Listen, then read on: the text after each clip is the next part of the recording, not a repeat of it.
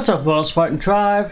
This is Royal Spartan 125, back for yet another great reaction. This is Parkinson, Billy Connolly, Tom Cruise, part 1. Oh, Billy Connolly, man. Oh. Now this isn't requested, this is just for me. Yeah, I've got plenty of requested videos too, don't worry, I will be doing them. So if you want me to react to any other videos, just drop them in the comment section down below, and I'll get to them as soon as I can. If you think that maybe I've missed your reaction video, just say a couple of weeks pass and there's nothing, it doesn't come on, hit me up, yeah? Get in the comment section and say, hey, where's my video? Where's my video? And I'll let you know if it's coming or if it's already up and you've missed it or whatever, yeah? Okay. I believe the links in the description down below. This video and its channel. My links are as well. So be sure to check them out, yeah? Okay, I can't wait to get into this one. Let's jump in.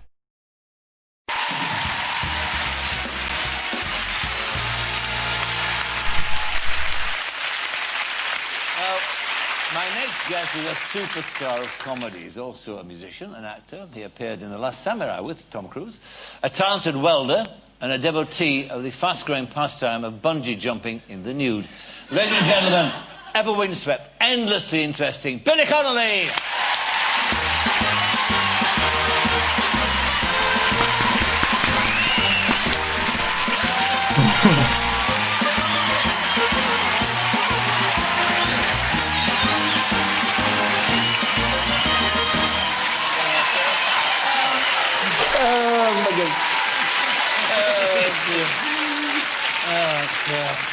Isn't he nice? Oh, he's nice, isn't he? Yeah, He's nice. He's my chum. He's my very pal. Yes. I tell you, we went to Japan to do the samurai, and I just arrived. I was in the hotel. I was telling him earlier, and I was watching the news on Japanese television, and I wasn't making much of it, you know. It was very interesting, you know, because all over the world newsmen sound like newsmen. Even you don't know what they're talking about. And the same as disc jockeys. You know, if you're in Afghanistan and you hear a disc jockey, you don't understand the language, but you know he's talking crap, you know. Hey, but I was watching the... I'm sorry. I was watching... He was like shooting with him. I always have to stay in character, make sure you know what he's going to say. I was watching the news. And of course, they led up to this thing that we're going to talk about, which was him. But I didn't know, you know, because it was Japanese. And a white aeroplane came on the screen, like from the front, you know, coming on the screen, this white, and the door opened, and he looked out and smiled, and the hair flopped like that, and I thought, Jesus, I fancy him myself.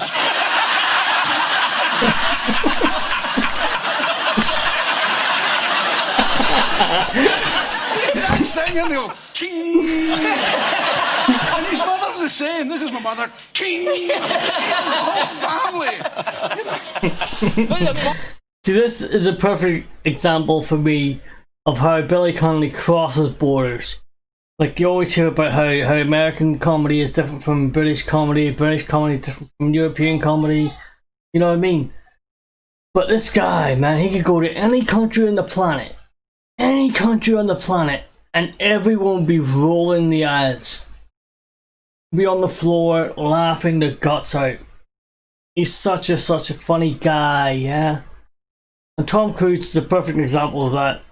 You know what I mean? He just can't control himself. Boys used to come and practice kissing on me. Oh, did they? Oh, the local guys. Hey, Bill, come here.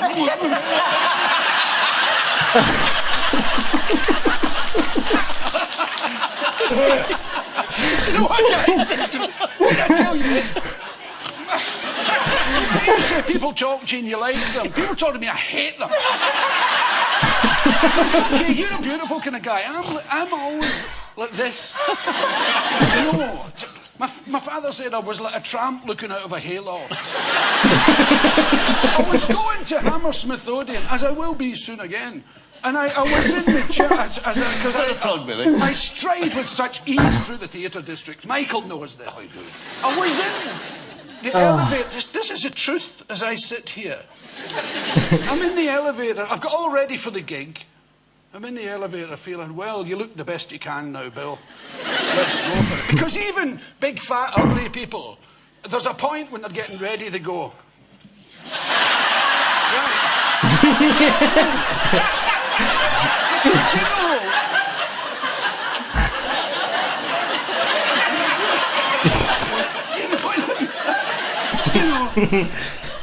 There's the guys that do that thing, you know. I've done that. I think everybody has at some point. You get out for the night, you put on your good clothes, you know, you're being all like, yeah, look at me, yeah? Yeah, I look cleaner and fresher than usual. Nice new haircut, yeah? My beard is nice and trimmed. Yeah, I look good. You don't. You really don't. But in your mind, you look fantastic. For maybe like a moment. However long it takes you to look in the mirror and go. And then you get out the door. And then from then on, you get the beer in you, you get whatever alcohol you're drinking, and it just continues on from there. That's self-love. That's self-love. You know what I mean? I have done that plenty of times in my youth. I'm not old yet. At least not yet, anyway. And so I'm the best I can be, and I'm in the elevator feeling, you know, windswept and interesting. And the women are very attractive, kind of middle-aged. I don't like saying middle-aged, because when you tell somebody they're middle-aged, if they're in the middle, you're presuming you know where the end is. And I kind of don't like that. But she was a very attractive American woman, kind of maybe 40-ish, around there. Although I can't very well tell what people are anymore at their ages. But she was standing there, and I went, hello. You know that elevator behaviour? Although my very favourite is to stand behind people and go.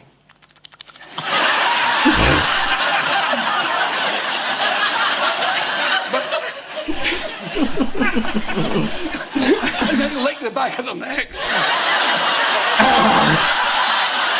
Oh, God. But I was... Do you think you would get away with that nowadays? I seriously doubt it. All those people who get offended by everything? Nah. You may not believe that this is the absolute shit. Some people have nerve that you're glad you don't have in your tooth, you know what I mean? She's standing there, and I went, hello, how you doing? She said, just fine. And there was a wee silence, and then she says, bad hair day. I said, no. Fat ass day.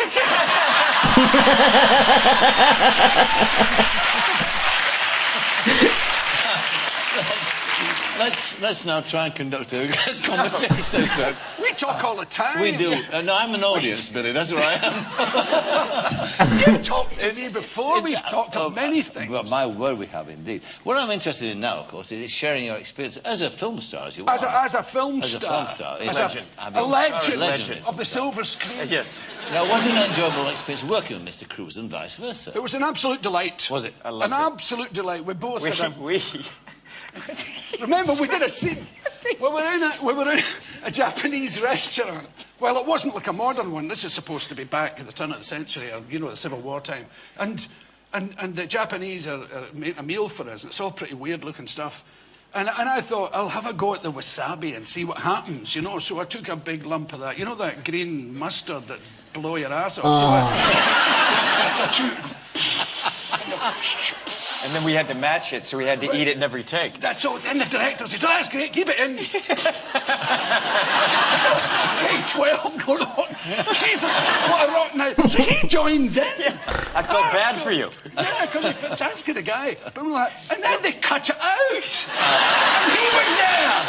They cut it, Very when we cut it jealous. out, I was like that discussion with Ed Zwick going, who's going to tell Billy? I I mean, literally, I was worried. We had a medic This is on the guy. set worried about, we was going, who's going to tell Billy? We're going to tell him that, Yeah. that wasabi. He introduced me to Steven Spielberg when I was asleep. Here, Stephen, I want you to meet Billy. I was in a rickshaw sleeping. They got rid of you very early in the film, didn't they? I mean, you're about sort of... Well, this is the way my career has What's gone. wrong to Mr. Cruise? I died rather a lot. No, you were written in the whole picture, but we couldn't get any shooting done because the stuff's coming out. I mean, literally, you could see takes where I'm saying, everyone's saying, okay, Billy's going to do something, and we don't know what's going to happen. So Let's be reminded, shall we, of you in The Last Samurai, because this is one of those moments we're talking about, I think. Yes, those with intimate Tom. One of moments. those moments It'll that- bring back memories of Dustin Hoffman to you, I think. Oh, that's the end of part 1, apparently. I will get around to part 2 at some point, I promise. Very soon, very soon. Okay. Oh god, I like a bit of Billy Connolly every once in a while. No. Can we just forget that I said that? I like listening to the guy, he's funny as hell. Okay. Until next time, I am out of here.